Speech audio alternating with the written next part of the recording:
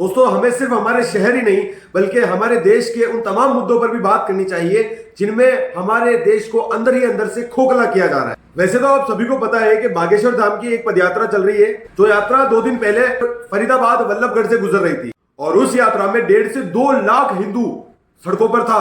और अगले ही दिन क्या खबर आती है कि फरीदाबाद से जम्मू कश्मीर का एक आतंकवादी डॉक्टर आदिल अहमद पकड़ में आता है और उसके पास से 300 किलो आरडीएक्स, सोचकर देखिए 300 किलो आरडीएक्स कम नहीं होता है, AK-47 और गोला बारूद और न जाने कई सारे हथियारों के साथ में वो पकड़ में आया है।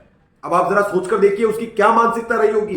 वो जो लोग एक धर्म की यात्रा पर चले हुए हैं उन सबको खत्म करने की कितनी बड़ी साजिश होगी। और अगर वो अपने मकसद में कामयाब हो जाता तो जरा सोचकर देखिए कि आज कितने लोग सड़कों पर मारे जाते हैं, कितने लोगों की लाशें सड़कों पर बह रही होती है। बस आप जरा एक बार ध्यान से सोचकर देखिए दोस्तों, उसने फरीदाबाद ही क्यों चुना? उसे पता है कि फरीदाबाद के अंदर से एक ऐसी यात्रा निकल रही है जिसमें लाखों हिंदू एक साथ होंगे।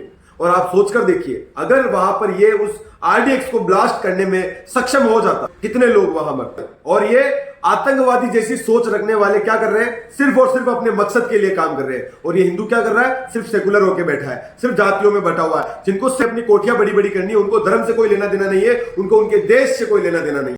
और ये हिंदुस्तान में रहने वाले लोग किसके भरोसे बैठा है? सरकार के भरोसे बैठा है, प्रशासन के भरोसे बैठा है।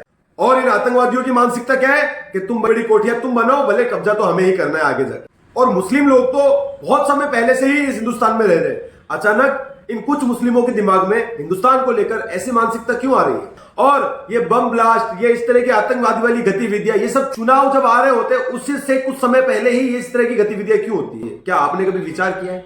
और अगर आप अभी भी अपने आप को सेकुलर बताकर अपने आप पर गर्व महसूस कर रहे हो तो थू है तुम्हारी जिंदगी के अंदर, थू है तुम्हारे सेकुलरिज्म पर, जो तुम सब कुछ अपनी आंखों से देखने के बावजूद भी, तुम बहुत सारे ऐसे दोगले हैं इस देश में भी जो ये सब कुछ देखने के बावजूद भी उन गलत गतिविधियों के लिए आवाज नहीं उठा रहे, उन आतंकवादियों के खिलाफ आवाज नहीं उठाकर उल्टा अपने ही देश के नेताओं को जो इस देश के लिए अच्छा सोच रहे हैं, इस देश को आगे बढ़ाने के लिए सोच रहे हैं, उनको गालियां दे रहे हैं, उनके खिलाफ गलत आवाज उठा रहे हैं। थू है तुम्हारी ऐसी गंदी सोच के ऊपर।